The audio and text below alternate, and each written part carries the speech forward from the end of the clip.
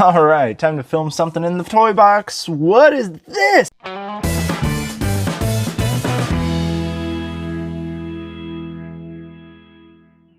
Hey there, Glenn with the Toy Temple, and today I'm taking a look at the Sugar Man Build-A-Figure from the Age of Apocalypse wave.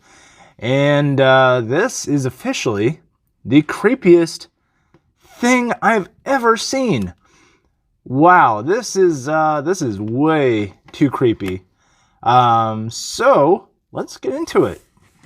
There's no box. You had to collect the entire series to form this jerk. I didn't. I go to Toy Exchange on Reddit and pick up the Build-A-Figures there. And I think it's a good system. They buy the figures. I don't want all the figures. I want the Build-A-Figure. I buy the Build-A-Figure. This dude's nuts though. I saw it and I went, ew, he's so ugly. I have to have him.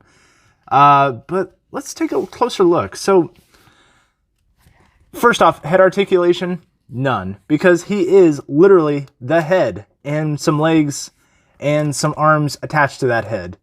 He's got a set of 4 different arms. One punching power, one pointing at you like, I'm going to eat you first. And his finger's a little warped, but what are you going to do? Maybe, I mean, mine's a little warped too when you think about it.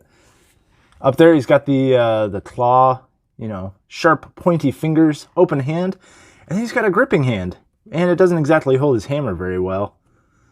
And then you take a look at the hammer, and it's kind of like Mjolnir, but it's even larger, and it says sugar right there, and it's got this nice little metallic look to it with the plastic, and then it's got a painted brown handle for the leather. Looks good. Mine's a little slanted. Oh well.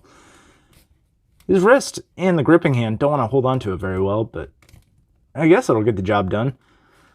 Sugar Man, one of the main villains from the Age of Apocalypse X-Men comic books. And he's just as ugly in those as he is here today. Taking a closer look at the face, let's see if he can stand. This thing has some big time candied apple physics going. Tiny little legs, but a big top. So, closer look at the face. Let's focus this thing up. He's got giant, sharp teeth, and they're stained yellow. I really like it. The gums, painted red. Tongue, it's got a nice wash over it. Red. It's molded in that shape.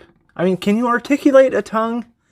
Slightly. I mean, the Dewback from the Black series had that, where the tongue could, move up and down. I think they could have done that here, but I don't know. I'm just wishfully thinking. The paint looks amazing. He's got these orange eyes up here. He's got the eyebrows. They even did like a little wash or a little bit of a hazy paint right there to give him some squint. He's got like little moles, little blemishes on his face. Like, you just want to pinch it and ugh. He's got like a little crummy mustache. Like a 5 o'clock shadow. Oh, he's so ugly. And then he's got little shoulder straps. They painted the buckle nice right there. He looks so horrible. He is a giant, stupid monster, and I love him. His arms do articulate up here at the shoulder.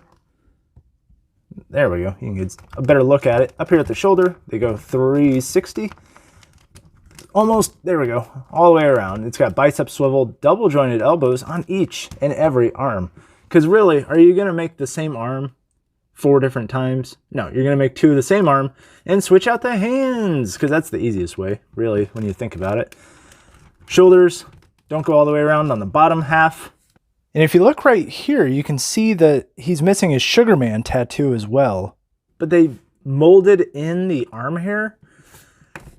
And I guess it takes away some of the smoothness, which is fine, but it's just, listen to that. It's so weird. The veins, that's fine. You don't have to paint those, but do something about the body hair. I mean, you really got to like bring out the dark color of the body hair. I mean, you painted the eyebrows and the big, triangle of hair up there, which by the way, those horns are really nicely done as well too. So the top half, there's his back, by the way. He's got a big hairy back and Little plastic shirt. He's hollow. The top half is amazing.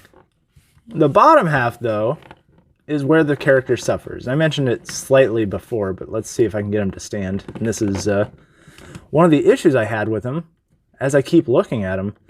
Come on, Sugar Man. Be sweet to me. Okay, good.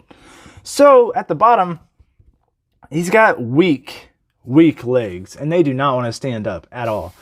He's got single-jointed knees. His legs barely function as anything. Thigh swivel, which is nice. Rockers, pivots on the ankles. But they cheaped out when it came to the legs. But they put in so much detail at the top. There's no paint. It's just, you know, the dark blue plastic. Not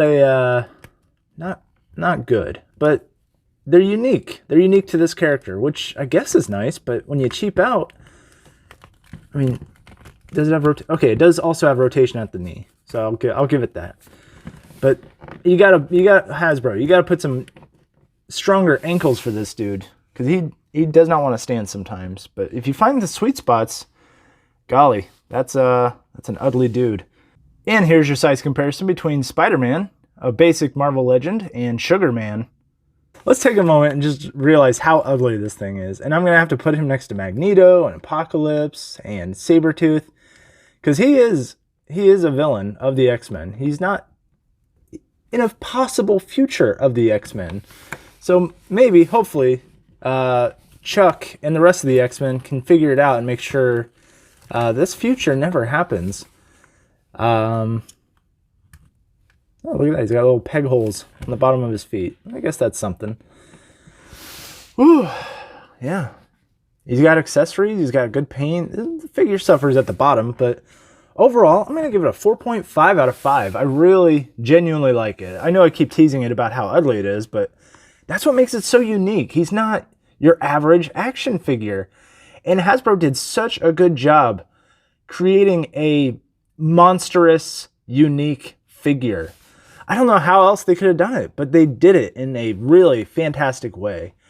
Yeah, 4.5 out of 5. So definitely, if you see it and you really like Sugar Man and you really like creepy action figures, this is definitely the one to purchase from pretty much. If you collect X-Men, think about picking this guy up. So with that, thank you so much for watching. Hit like, share, subscribe, do all that. Hey, have you read Age of Apocalypse? I think I mentioned it before in another video, but I started reading some old Jim Lee X-Men. I'm hoping to make my way to Age of Apocalypse. I have a feeling I'm really going to like it.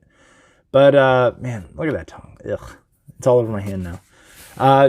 Definitely check this dude out. And make sure you check me out on Instagram and Twitter, both at the Toy Temple. I'm trying to be good about posting. Believe me, it's hard. You'll probably see something about shiny Pokemon, but definitely worth checking out there as well. So, again, thanks for watching. And remember, you're never too old to enjoy the things you love. There's so much to poke at